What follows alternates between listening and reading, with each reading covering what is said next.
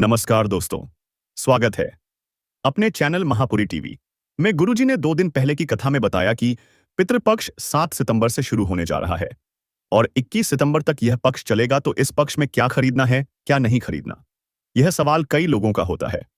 गुरुजी ने 2 दिन पहले की कथा में बताया कि इस पक्ष में जो भी कोई वस्तु खरीदना है तो वह शुभ माना जाता है, क्योंकि उसे टाइम उसके दादा पोते को आशीर्वाद देने के लिए धरती पर आते हैं। और आपको बता दूं कि बुजुर्गों की शक्ति इतनी होती है कि अगर वह है सच्चे मन से आपको आशीर्वाद दे दे तो आपकी पूरी किया ही बदल जाएगी। तो आपको मैं बता दूं, इस पक्ष में बहुत शुभ कार्य होंगे। आप अपने पर दादा को मन में रखते हुए उनकी आराधना कीजिए। और आपको बता दूं कि जिस टाइम आप अपने कनागत समय ढाब लेते हैं तो आप किसी भी तलब किया नदी में शुभ है नहा धोकर स्नान करना और भगवान सूर्य को नमस्कार करके अपने बुजुर्ग पिता को याद करना। खासकर जो उनके बड़े बेटे होते हैं वही यह काम करते हैं, उनका ही कर्तव्य होता है। आपको बता दूं कि जिस महिला को संतान नहीं हो रही है वह भी यह उपाय कर ले। मैं कसम खाता हूं कि अगली वर्ष तक अगर उसकी संतान नहीं होती तो आप तब मुझे बोलना, लेकिन मेरे उपायों पर आपको चलना पड़ेगा, क्योंकि आप मेरी अगर वीडियो पूरी देखते हैं तो आपको लाभ की प्राप्ति होगी। अगर आप यह वीडियो आधा अधूरा देखते हैं तो आपको आधा अधूरा ही ज्ञान प्राप्त होगा और आप इस वीडियो के माध्यम से अपने जीवन को सरल बना सकते हैं। तो दोस्तों, लिए मैं आपको बताता हूं कि जीवन में पितृपक्ष का बहुत ही महत्वपूर्ण स्थान माना जाता है, क्योंकि जब पितृपक्ष शुरू होता है तो हम लोग कौवा को खाना खिलाते हैं, क्योंकि गरुड़ पुराण के अनुसार माना जाता है कि कौवे को खाना खिलाना बहुत ही शुभ माना जाता है, क्योंकि कौवा एक पितृपक्ष में बुजुर्ग का रूप धरकर घर पर आते हैं और उसको खाना खिलाना शुभ माना जाता है। कई लोगों का सवाल यह भी होता है कि हमको कैसे पता चले कि हमारे बुजुर्ग हमारी धरती पर आ गए हैं। तो आपको बता दूं कि बुजुर्जी आने का मतलब होता है कि आपके घर में कुछ हलचल मच जाना और कुछ ऐसा काम होना जो आपका बहुत ही सालों से नहीं हो रहा है। तो आप समझ लेना कि हमारे बुजुर्ग धरती पर आ गए हैं। तो यह जानकारी आपको अच्छी लग रही है तो प्लीज हमारे चैनल महापुरी टीवी को सब्सक्राइब जरूर कर लीजिए। और आपको बता दूं कि तुलसी की पूजा करना भी इस समय बहुत ही शुभ माना जाता है, क्योंकि गरुड़ पुराण के अनुसार तुलसी मैया एक गरुड़ भगवान से जुड़ी हुई है। इस कारण जो आप तुलसी मां की पूजा करेंगे तो भगवान विष्णु आप पर अति प्रसन्न होंगे और आपकी हर एक मनोकामना पूरी करेंगे। आपको बता दूं कि आप 7 सितंबर से जो पितृपक्ष शुरू हो रहा है तो आप 7 ही सितंबर से उपवास करना शुरू कर दें, क्योंकि पितृपक्ष एक साल में एक बार आता है और आपको यह अपने बने अपने बुजुर्ग माता पिता से मिलने का सौभाग्य प्राप्त होता है। और जिस टाइम आप यह पितृपक्ष में अगर आप कोई भी वस्तु लाते हैं तो आपको ध्यान में रखना है कि सबसे पहले हमारे बुजुर्ग को पूजन में आगे लाना है। पितृपक्ष में दूब दुर्वा घास का बहुत महत्व माना गया है। दूब को भगवान विष्णु, गणेश जी और पितरों को अत्यंत प्रिय माना गया है। पितृपक्ष में दूब का प्रयोग करने से पितर प्रसन्न होकर आशीर्वाद देते हैं और घर में सुख समृद्धि बनी रहती है। पितृपक्ष में दूब के उपाय: 1. पितरों को अर्पण। श्राद्ध या तर्पण के समय पिंडदान में दूब रखना बहुत शुभ माना जाता है, इससे पितर जल्दी तृप्त होते हैं। 2. जल में दूब डालकर अर्पण। एक तांबे के लोटे में जल भरकर उसमें दूब डालें और पितरों के नाम से दक्षिण दिशा की ओर खड़े होकर जल अर्पित करें। यह करने से पितरों की आत्मा को शांति मिलती है। 3. गणेश जी को दूब चढ़ाना। पितृपक्ष में प्रतिदिन गणेश जी को दूब चढ़ाएं और उनसे प्रार्थना करें कि वे आपके पितरों को मोक्ष और आपको सुख समृद्धि दें। 4. दूध और दूब का भोग। किसी दिन पितरों के नाम से दूध में दूब डालकर पीपल या बरगद के पेड़ की जड़ में अर्पित करें, इससे पितृदोष शांति होती है। 5. गाय को खिलाना। पितरों की शांति के लिए पितृपक्ष में प्रतिदिन गाय को दूब खिलाना अत्यंत शुभ माना गया है। इन उपायों से पितर प्रसन्न होकर घर परिवार को सुख, संतान सुख, धन और लंबी आयु का आशीर्वाद देते हैं। पितृपक्ष में दूब चढ़ाने का सही मंत्र भी कौन सा बोलना चाहिए? पितृपक्ष, श्राद्ध पक्ष में पितरों की पूजा की जाती है। विस्तार से 1. किसकी पूजा होती है? अपने पूर्वजों पितरों की, पिता, दादा, परदादा और मातृपक्ष के भी जो स्वर्गवासी हो चुके हैं। माँ, दादी, नानी। पितृपक्ष बहुत ही पवित्र और श्रद्धा का समय माना जाता है। इस दौरान पूर्वजों पितरों की आत्मा की शांति के लिए श्राद्ध, तर्पण और दान किए जाते हैं। शास्त्रों में कुछ विशेष नियम बताए गए हैं जिनका पालन करना जरूरी है। पितृपक्ष में भूलकर भी ये गलतियां नहीं करनी चाहिए। एक, अन्न का अपमान न करें। इस समय पका हुआ अन्न जमीन पर गिराना, फेंकना या बर्बाद करना बहुत बड़ा दोष माना जाता है। दो, मांसाहार और नशा न करें। मांस, मछली, अंडा, शराब आदि पूरी तरह वर्जित हैं। तीन, झूठ और अपमान न करें। इस काल में झूठ बोलना, दूसरों का अपमान करना और कटु वचन बोलना अशुभ होता है। चार, श्राद्ध तिथि भूलना नहीं चाहिए। जिस दिन पितरों का श्राद्ध आता है उस दिन विधिवत तर्पण करना चाहिए।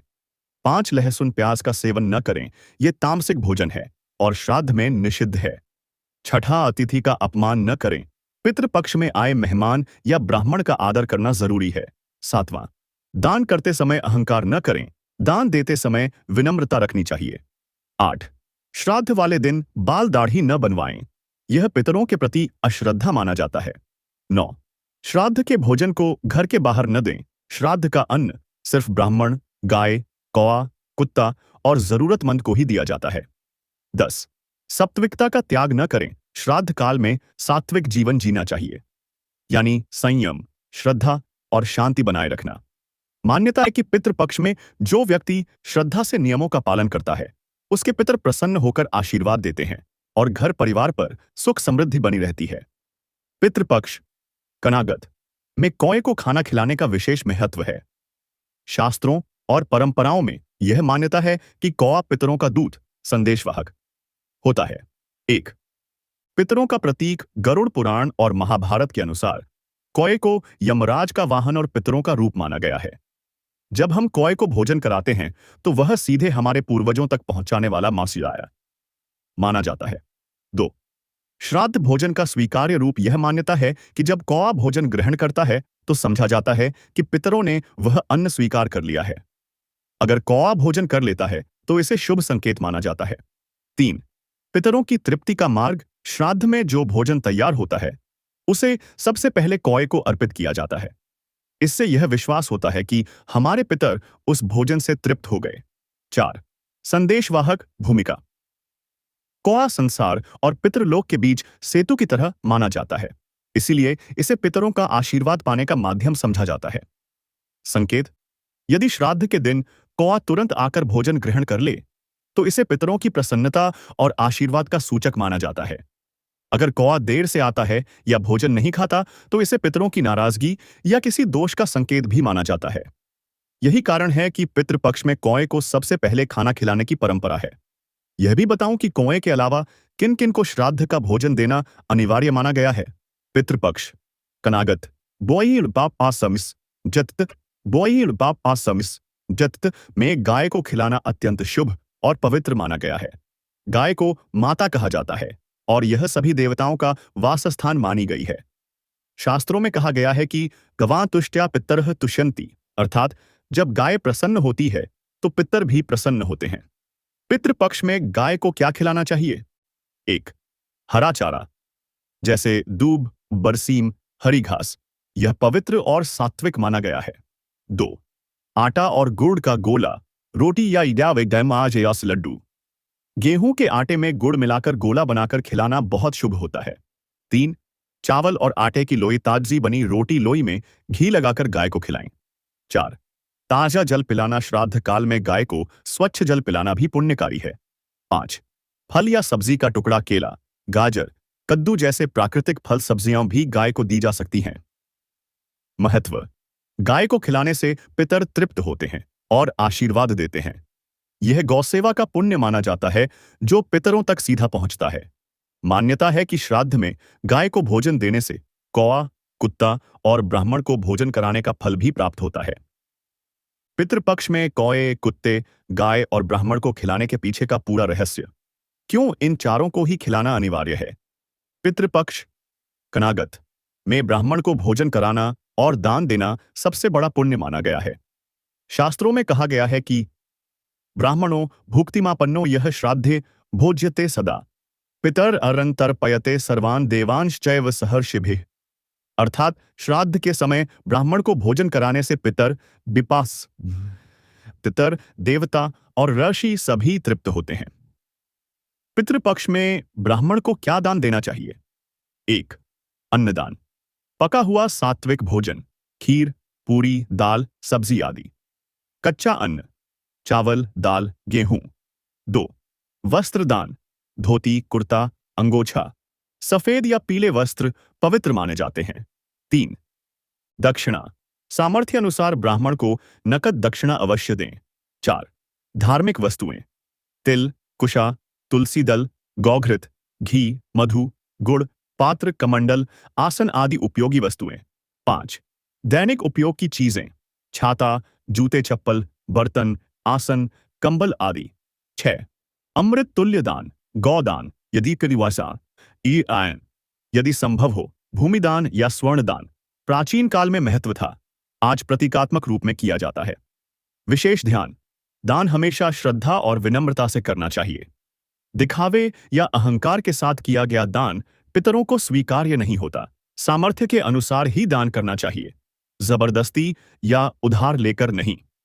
इसी कारण पितृपक्ष में ब्राह्मण भोजन और दान को सबसे श्रेष्ठ कर्म माना गया है, क्योंकि यह सीधे पितरों तक पहुंचता है और वे प्रसन्न होकर आशीर्वाद देते हैं। पितृपक्ष कनागत में स्नान का विशेष महत्व है।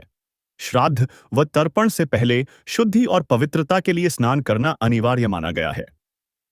पितृपक्ष में स्नान कहाँ करना चाहिए? 1. नदी या सरोवर में। गंगा, यमुना, गोदावरी, नर्मदा जैसी पवित्र नदियों में स्नान सबसे श्रेष्ठ माना जाता है। अगर अपने शहर गांव में कोई नदी या तालाब हो तो वहां स्नान करके ही श्राद्ध करना चाहिए। 2. कुएं या बावड़ी का जल। गांवों में कुएं का जल भी पवित्र माना जाता है। श्राद्ध काल में कुएं से निकले ताजे जल से स्नान करना शुभ होता है। 3.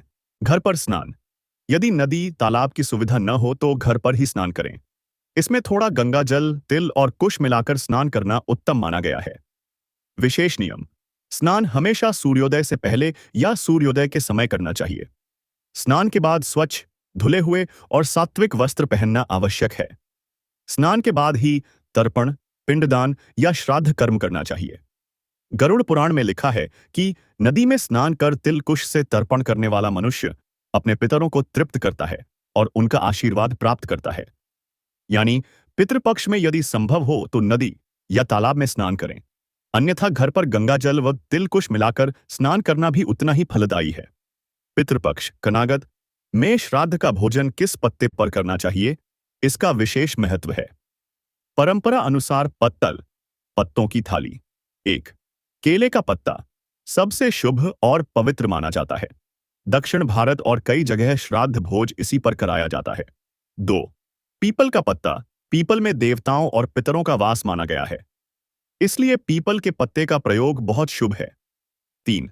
बरगद, आम या साल के पत्ते। इनसे भी पत्तल बनाई जाती है।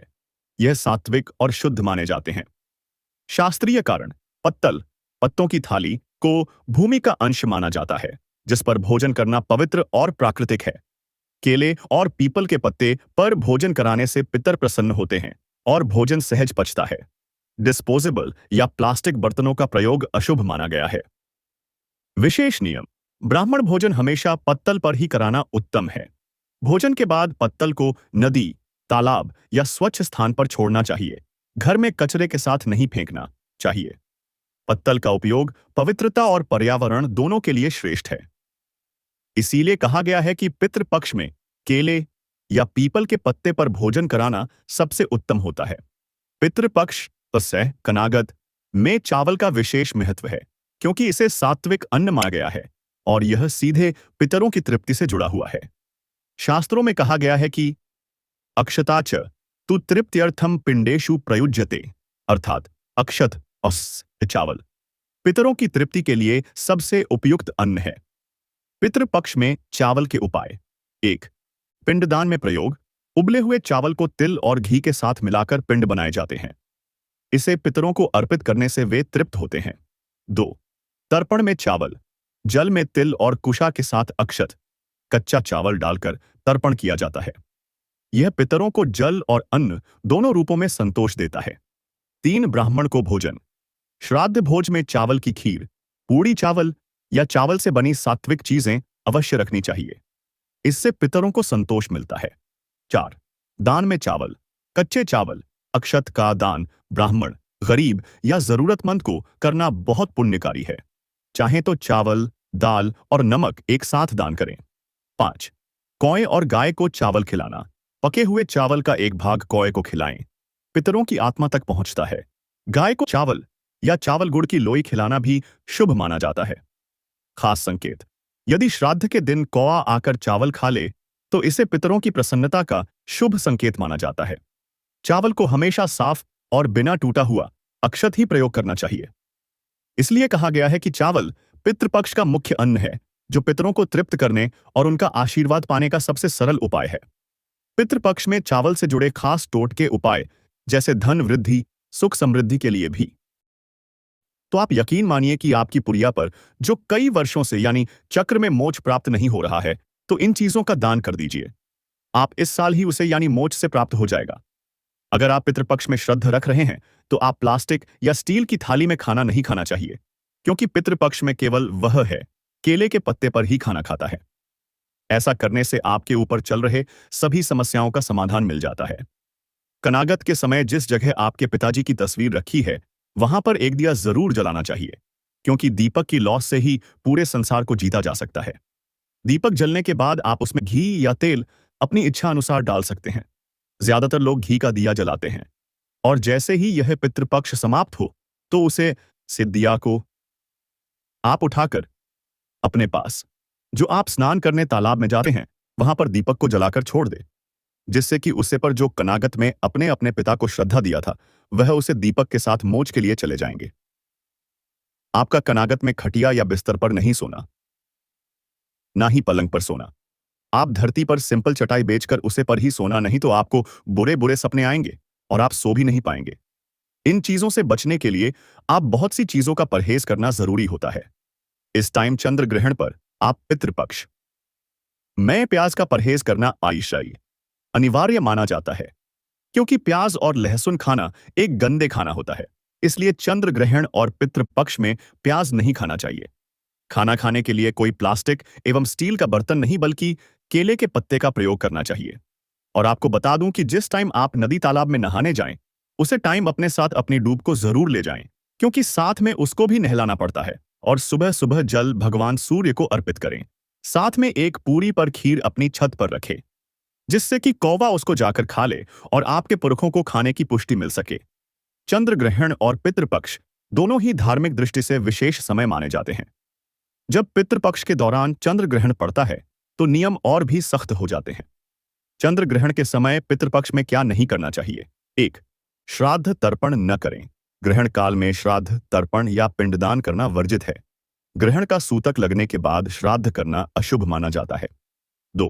भोजन न पकाएं और न खाएं। ग्रहण के दौरान नया भोजन पकाना और ग्रहण से पहले पकाए भोजन को खाना मना होता है। अगर भोजन रखना जरूरी हो तो उस पर तुलसी पत्र या कुशा रख दें। 3. पितरों का आह्वान न करें। ग्रहण काल अशुद्धि का समय माना गया है, इसलिए पितरों का स्मरण या आह्वान ग्रहण में नहीं किया जाता। 4. पूजा पाठ, हवन, दान कार्य स्थगित रखें। ग्रहण के दौरान किए गए धार्मिक कार्य फलदायी नहीं होते। श्राद्ध कर्म या ब्राह्मण भोजन कराना भी निषिद्ध है। 5. घर में झाड़ू बर्तन आदि न करें। ग्रहण और पितृ पक्ष में झाड़ू बर्तन या धुलाई करना वर्जित माना जाता है। ग्रहण समाप्त होने पर स्नान करें। घर की शुद्धि, गंगा जल छिड़कना, सफाई करना करें। उसके बाद पितरों के लिए तर्पण श्राद्ध करें। यदि श्राद्ध तिथि और ग्रहण एक ही दिन हो तो शास्त्रों में कहा गया है कि ग्रहण के समाप्ति के बाद ही श्राद्ध कर्म करना उचित है। चंद्र ग्रहण और पितृपक्ष दोनों ही काल विशेष माने जाते हैं। जब पितृपक्ष के दिनों में चंद्र ग्रहण पड़ता है तो उसका प्रभाव धर्मशास्त्रों और ज्योतिष दोनों के अनुसार कुछ विशेष रूप से देखा जाता है। पितृपक्ष में चंद्र ग्रहण का प्रभाव: 1. श्राद्ध कर्म में व्यवधान। पितृपक्ष में रोज श्राद्ध या तर्पण किया जाता है। अगर उस दिन ग्रहण लग जाए तो ग्रहण काल में श्राद्ध नहीं किया जाता। ग्रहण समाप्त होने के बाद ही स्नान शुद्धि करके तर्पण या आप श्राद्ध करना चाहिए। 2. पितरों की शांति में विलंब। मान्यता है कि पितर ग्रहण काल में आह्वान स्वीकार नहीं करते, इसीलिए ग्रहण पड़ने पर पितरों का तर्पण रोक दिया जाता है और ग्रहण के बाद किया जाता है। 3. सूतक का प्रभाव। ग्रहण शुरू होने से पहले ही सूतक लग जाता है। इस दौरान पितरों को अर्पण, भोजन, जल, दान आदि सब वर्जित रहता है। 4. दान पुण्य फल में कमी। ग्रहण काल में किया गया दान भी अशुद्ध माना जाता है, इसलिए पितृ पक्ष का दान ग्रहण के बाद करना चाहिए। 5.